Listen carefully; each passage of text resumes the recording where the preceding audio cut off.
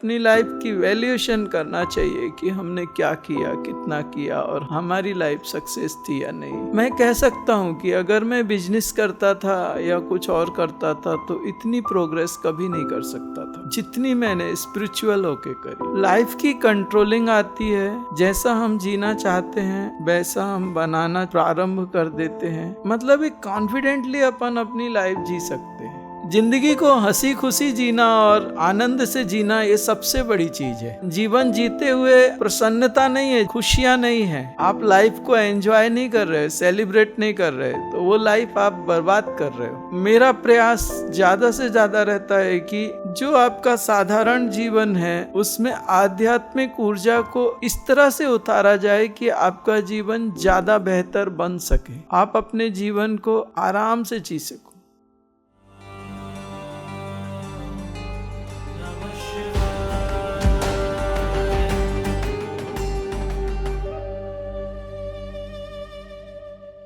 मैं एक बात जानता हूँ, मैं एक छोटे बच्चे की तरह हूँ और मुझे लगता है कि आप अगर मेरे ऊपर विश्वास करके आए हो, उस विश्वास पे मैं खरा उतरना चाहिए। 100 में से 100 लोगों को मैं ठीक शायद ना कर पाऊं, लेकिन मेरे रिजल्ट 98% के करीब जाते हैं और मैं कह सकता हूं कि आपकी डेस्टिनी 100% चेंज नहीं की जा सकती।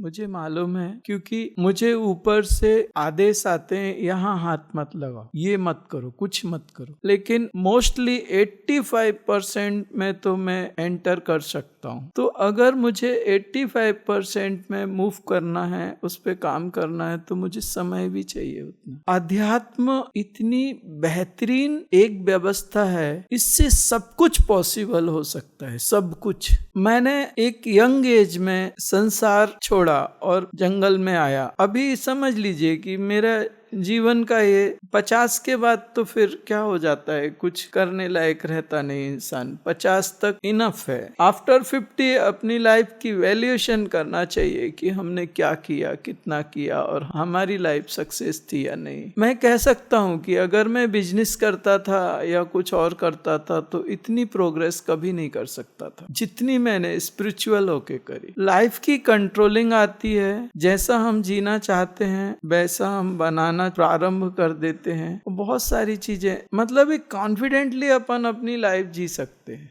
जिंदगी को हंसी खुशी जीना और आनंद से जीना ये सबसे बड़ी चीज है। अगर जीवन जीते हुए प्रसन्नता नहीं है जीवन में और खुशियां नहीं है, आप लाइफ को एंजॉय नहीं कर रहे, सेलिब्रेट नहीं कर रहे, तो वो लाइफ आप बर्बाद कर रहे हो। मैं एक बात अच्छी तरीके से मानता हूँ, इसलिए मेरा प्रयास ज्यादा से ज्यादा रहता है कि जो आपका साधारण जीवन है उसमें आध्यात्मिक ऊर्जा को इस तरह से उतारा जाए कि आपका जीवन ज्यादा बेहतर बन सके, आप अपने जीवन को आराम से जी सको। अभी जो लोग कहते थे तंत्र है, ये है, वो है, और वाकई अगर कोई तंत्र के कारण आपको प्रॉब्लम हुई होगी तो देखो, आप अगर तंत्र था तो टूट गया। जो तांत्रिक लोग होते हैं वो एक बात अच्छी तरीके से मानते हैं कि महाविद्या जब उतरती है तो सारे तंत्र टूट जाते हैं। महाविद्याओं के सामने तंत्र नहीं चलते, क्योंकि वो महाविद्याएं जो होती हैं वो तंत्र की पराकाष्ठाएं होती हैं। उनके सामने कोई छोटे तंत्र नहीं चलते, सब सर झुका देते हैं। कई लोगों का कहना था कि तंत्र है, अगर आप कहते हो कि तंत्र है तो तंत्र आराम से टूटता है, कटता है, कुछ नहीं करना पड़ता। मैं सिर्फ हर इंसान से एक ही बात कहना चाहता हूँ कि आप जीवन में कुछ भी बनना चाहते हो आप करो, लेकिन अपने काम को इतना बेहतरीन करो कि वो काम आपकी पहचान बन जाए। जब मैं साधु बना था तो लोगों ने मुझे गालियां दी, लोगों ने मुझे बहुत अपमान किया, बहुत कुछ कहा। मैं जैन परिवार से था, मतलब मेरे मुंह पे सामने लोग गालियां देते थे बिंदास। तो मेरा बड़ा विरोध हुआ, बहुत भयानक विरोध हुआ, मेरे अपनों से लेके सबने किया। और एक समय के बाद में वही लोग मेरे सामने हाथ जोड़ के नतमस्तक होके और बिल्कुल झुके हुए थे। एक समय के बाद हर आदमी की चॉइस होती है कि वो क्या करे, लेकिन आप जो भी काम कर रहे हैं उसको इतना बेहतरीन करो कि वो काम आपकी पहचान बन जाए। अगर आप खाना बना रहे हैं तो इतना बढ़िया बनाओ ना, वो आपका कर्म, आपकी साधना हो जाएगी। आप झाड़ू लगा लगा रहे हैं, झाड़ू इतनी अच्छी लगाइए, आपका कर्म आपकी साधना हो जाएगी। और हमारे यहाँ पे सबसे ज्यादा बेरोजगारी या गरीबी का एक ही कारण है कि लोग अपना काम ठीक से नहीं करते। आपको मैं बताऊं कि एक समय हमारे एक आश्रम में, महाराष्ट्र आश्रम में, एक फैब्रिकेटर आया, वेल्डिंग का काम करने वाला, और वो अपने पॉकेट में बॉटल रख के लाता था, पी के आता था और बॉटल रख के लाता था आश्रम। तो मैंने उससे बोला, भाई ये क्या है? वो काम भी ठीक से नहीं करता, वहां मिलते भी नहीं लोग करने वाले। बोला हमसे होता ही नहीं है काम, अगर बॉटल नहीं आएगी तो मैं काम नहीं करूंगा। मैंने उसको आश्रम से बाहर कर दिया, वेल्डिंग मशीन लेके आया, सब लेके आया, मैंने खुद वेल्डिंग की। तब से मेरी आंखें खराब हुई, 3 घंटे मैंने बिना चश्मे के वेल्डिंग की, तब से चश्मा लगा मुझे। लेकिन आज आपको मैं कहूँ कि आप जहाँ पे खाना खा रहे हैं ना, वो सेड है ना, आगे से पीछे तक जितने, वो हम लोगों के खुद के हाथ की वेल्डिंग फैब्रिकेशन है। वो पूरे पतरे और वो जो कैचियां हैं जो है, वो सारे सेट मेरे 2 साधक थे और मैं 3 लोगों ने मिलके पूरा फैब्रिकेशन किया। एक सेट हमारे हाथ के हैं। उधर मजबूरी थी कि नहीं मिलते लोग, तो खुद करने शुरू कर दिए। और जब हम अपना काम अच्छे से करते हैं ना, तो सामने वाला तो प्रसन्न होता है, लेकिन हमारे हृदय में जो अंदर से आनंद आता है वो बेहतरीन होता है। सेटिस्फेक्शन होता है कि यार हमने अपना काम बेहतरीन किया, अच्छे से किया। हम कुछ भी करें, बड़ी बात यह नहीं है कि हम बहुत बड़ा काम करें, हम बहुत बड़ी शॉप खोलें या हम बहुत बड़े ऑफिसर बन जाएं ना। हम जहां पे हैं, जैसे हैं, हम वहां पे अच्छी तरह से रहें। पहले के घरों के दरवाजों में क्या नक्काशियां होती थी, कैसे वो पेंटिंग करते थे। आप राजस्थान जाइए, वहां पे दीवालों में वो पेंटिंग करके कुछ कलाकृतियां निकालते हैं। आजकल के वो सब सनमाइका लगा दो, खत्म, जान छूटी। पहले के लोग उस चीज को जीते थे, अपने काम के लिए जीते थे और उनको पहचाना जाता था उनके काम के लिए। ऐसे लोगों के पास धन की कभी कमी नहीं हो सकती, जो लोग अपनी काम में क्वालिटी रखते हैं। बुक करते हैं लोग कि भाई ये करने के बाद मेरा कर देना दोस्त। एक चीज तो वहां से आ जाती है। दूसरी चीज, हम अगर थोड़ी एनर्जी को समझें, एनर्जी बिल्कुल वैसी है जैसे गाड़ी, और गाड़ी के अंदर जो फ्यूल डाला जाता है वो फ्यूल आप समझिए कि आपकी, जैसे आपकी शरीर है, ये सिर्फ 10% खाने से,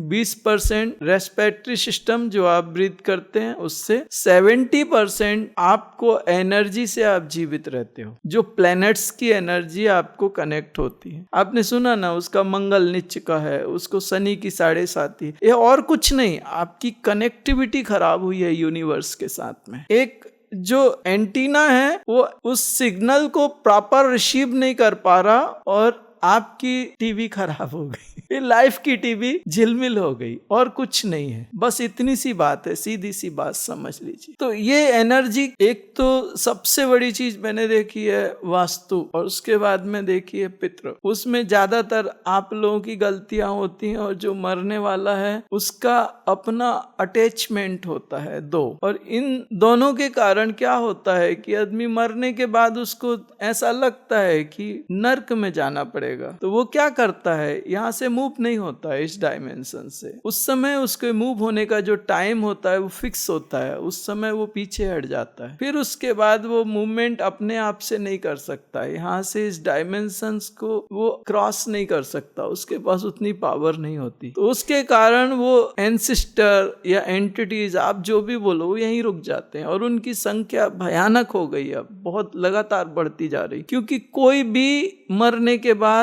अपने परिवार को छोड़ना नहीं चाहता। और आप जैसे महात्मा लोग तो मरने के बाद तो ऐसे चिल्ला चिल्ला के रोते हो कि अरे बाप रे, वो सामने वाला कहे कि यार हमें नहीं मालूम था इतना प्यार करते हैं ये, मरने के बाद पता चला है यार, चलो अब कहीं नहीं जाना, यहीं रहेंगे। बहुत बड़ी मुसीबत हो गई है। हम लोगों के तो हाल ऐसे है ना कि इतने ओवरलोडेड हो गए हम लोग। आपके शरीरों में काम करने को जाओ तो उनको संभालना पड़ता, उनसे कहना पड़ता भैया ये तुम्हारा घर नहीं है, निकलो इधर से, चलो निकलो, जाओ कहाँ, अब तुम्हारा सिस्टम हम बनाते हैं। वहां पे करना पड़ता है, घरों में घुसो तो करना पड़ता है। हर जगह मिलते हैं वो, हर जगह मतलब हर जगह मिलते हैं। मामला इतना बिगड़ गया, और उनके रहते आप, मुझे नहीं लगता कि आप अपनी जिंदगी को अच्छी तरह से जी सकते हो। दूसरा सबसे बड़ा रीजन है जीवन की पीड़ा का। और तीसरा, अभी क्या हो गया है कि साधन उतने ही हैं लेकिन जनसंख्या बढ़ती जा रही है। उन साधनों को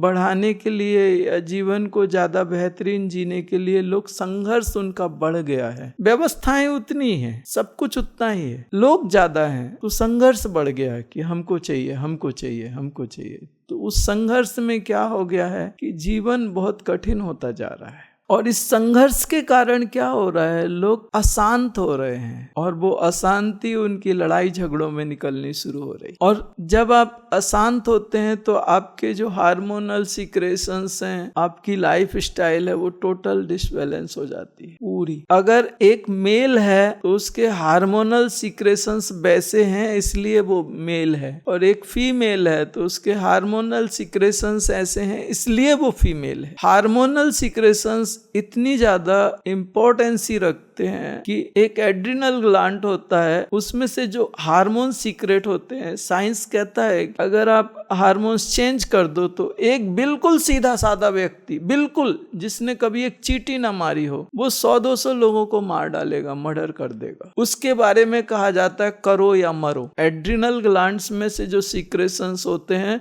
वो आपके पूरे व्यक्तित्व को बदल देंगे, डेंजर बना देंगे। और अगर उसको बदल दिया तो एक व्यक्ति जो एक बहुत बड़ा क्रिमिनल है, अगर उसके सीक्रेशंस बदल दिए तो वो एकदम दब्बू हो जाएगा, ऐसे डरने लगेगा। वो जरा सा एक ग्लैंड है, उसमें से जरा सा एक सीक्रेशंस होता है और वो आपके पूरे व्यक्तित्व को बदल देता है। आज तक हार्मोनल सीक्रेशंस पे जो ग्लैंड्स होते हैं उनमें मेडिकल साइंस ने कोई रिपेयर वर्क नहीं, कुछ करता ही नहीं है। हाँ, अगर कोई उसको इंसुलिन वगैरह देना होता है, इंसुलिन इंजेक्शन के थ्रू या दवाइयों के थ्रू दे देते हैं, लेकिन ग्लैंड्स को हाथ नहीं लगाएंगे वो, क्योंकि आपके मन से जुड़े होते हैं। और मन तो मेडिकल साइंस के हिसाब के बाहर की चीज है, वो वहां तक पहुंचा नहीं। लेकिन इस मन पे हम लोगों की अच्छी पकड़ होती है, हम लोगों का, क्योंकि साधना करते हैं तो इस मन पे, तो जैसे इन्होंने कहा कि अपनी लाइफ में कुछ ऐसे इंसिडेंट्स होते हैं जो दिमाग से निकलते नहीं है।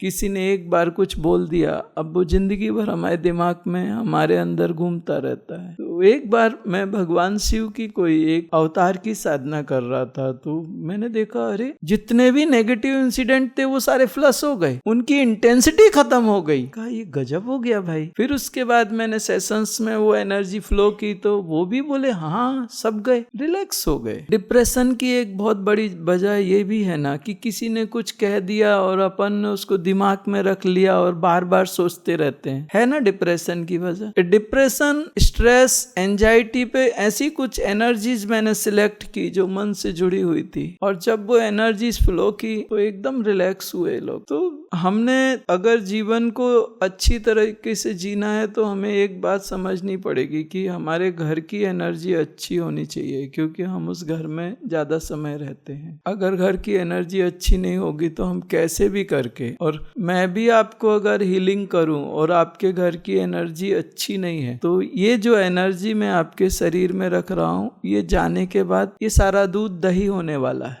एक बात समझनी पड़ेगी। दूसरी चीज, घर में कोई एंसिस्टर्स और एंटिटीज नहीं होने चाहिए, नहीं तो वो आपको शांति से रहने नहीं देंगे। मोस्टली 99% यही होता है। 1-8% कोई अच्छे निकल जाएं, वो हमने बहुत कम देखे। मतलब मामला यहाँ तक पहुँच गया कि मुझे नहीं मालूम मैंने कितनों से मिला अभी तक, बहुत बड़ी संख्या है उनकी। उनमें से सिर्फ एक मिला है जो बहुत शांत था, बस। वो मरने के बाद में वो जीवात्मा रह गई और उससे पूछा गया कि घर नहीं, बोले है अपने घर में कोई भूतों को क्यों लेके जाएगा। वो अपने आप को भूत मानता था और उसने कहा मैं भूत हूं, मैं अपने घर में नहीं जाऊंगा, उस घर को क्यों खराब करने का, वो घर में नहीं गया। एक ही इंसिडेंट मैंने देखा कि वो जिस घर में रहता था उस घर में इसलिए नहीं गया क्योंकि उसके जाने से लोगों को तकलीफ होगी। इसके अलावा कभी भी मुझे ऐसा दूसरा इंसिडेंट देखने को कहीं पे भी कैसे भी नहीं मिला। भरे पड़े रहते हैं, उनको निकालना पड़ता है, और निकालने समय और मुसीबत ये होती है कि तैयार नहीं होते तो फिर शक्तियां लगानी पड़ती हैं और खदेड़ना पड़ता है उनको, और दूसरे डायमेंशन में शिफ्ट करना पड़ता है। और उनकी संख्या इतनी होती है कि कवर करते करते 100% तो मोस्टली मुझे नहीं लगता 100% होते हैं, हमारे ख्याल से 80% तक हो जाते हैं, शिफ्ट हो जाते हैं। कभी 90, 92, 95 हो गए, ज्यादा शक्ति लगाई या ज्यादा सब तरफ से कवर किया, हालत ऐसी। और तीसरी बात, हमें अपने जीवन जीने के तरीके थोड़े बदलने पड़ेंगे अगर जीवन को सुखी रखना है। हमें सामने वाले को देखना पड़ेगा कि अगर हम उसकी जगह होते तो क्या करते। हम अपने बारे में सोचते हैं, हमने सही किया, हमने गलत किया। अपने आप को उसकी जगह पे रख के देखो पहले। आपको एक बात बताऊं, कभी आप अपने सामने आईना रखें और जो भी आप कर रहे हैं, बात कर रहे हैं या जो कुछ भी कर रहे हैं, या तो अपनी वीडियोग्राफी करें और उसके बाद में आप खुद अपने आप को देखें कि आप कैसे बोल रहे हो, आप क्या बोल रहे हो, आप क्या कर रहे हो, आप कैसे कर रहे हो, तो आपको लगेगा इसमें सुधार होने की जरूरत है। मैं अपने वीडियोस देखता हूँ, मुझे लगता है कि इसमें सुधार होने की जरूरत है, मुझे ऐसा नहीं बोलना चाहिए था, मुझे ऐसे नहीं करना चाहिए था, ये ठीक नहीं है। आप अपने आप को नहीं देख पाते, आप हमेशा सामने वाले को देखते हो, इसलिए सामने वाले की गलतियां दिखती हैं। तो कभी कभी अपने आप को भी देखने की कोशिश करेंगे तो उसमें आप में बहुत बड़ा सुधार होता है।